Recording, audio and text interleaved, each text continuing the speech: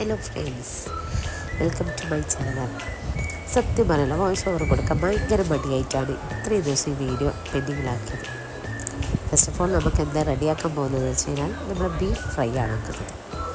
1 kilo beef എടുക്കുക, കുക്കറിൽ അതിൽ മല്ലിപ്പൊടി, മുളക് പൊടി കുറച്ച് ചെറിയ ചൂടിൽ ഒന്ന് പൊടിക്കുക. വറുത്ത ശേഷം ആ ബീഫിലേക്ക് മിക്സ് ചെയ്യുക. അതിൽ ഇഞ്ചി വെളുത്തുള്ളി പേസ്റ്റ് ആഡ് ചെയ്യുക, കുറച്ച് സോൾട്ട്, കുറച്ച് വെളിച്ചെണ്ണ ഒഴിച്ച് നല്ലോണം മിക്സ് ചെയ്തിട്ട് നമ്മൾ എന്ത് ചെയ്യുക, അത് വേവിക്കാൻ വെക്കാം. നമ്മൾ വേവിച്ച് കഴിയുന്നത് വരെ ആ ഒരു ടൈം കൊണ്ട് നിങ്ങൾ ഓടിപ്പോയിട്ടൊന്ന് ബെല്ലൈക്കണം ഒന്ന് സബ്സ്ക്രൈബ് ചെയ്ത്. ഇനി അത് കഴിഞ്ഞിട്ട് നമ്മൾ എന്താക്കാം, അതേ ആ ഒരു പാനിൽ വലിയ ജീരകം കുറച്ചൊന്ന് ചൂടാക്കാം. ജസ്റ്റ് അത് പൊടിക്കാൻ വേണ്ടിയിട്ടാണ് അത് ചൂടാക്കാം. എന്നിട്ട് അത് വറുത്തിട്ട് പൊടിക്കും.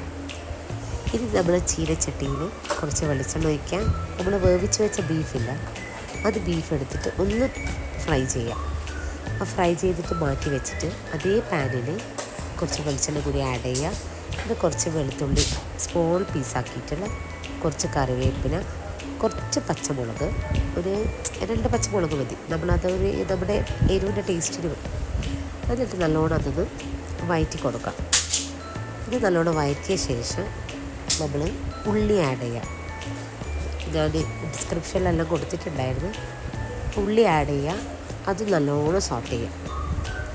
നല്ലോണം സോട്ട് ചെയ്ത ശേഷം അതിന് നമ്മൾ നല്ലോണം വഴറ്റണം. കുറച്ച് ബ്രൗൺ കളർ ആകുന്നത് വരെ അത് വഴറ്റിയെടുക്കാം. നമ്മൾ എന്താ പറയുക, നമ്മൾ ഫ്രൈയിൽ അങ്ങനെ കാണാൻ പറ്റില്ല.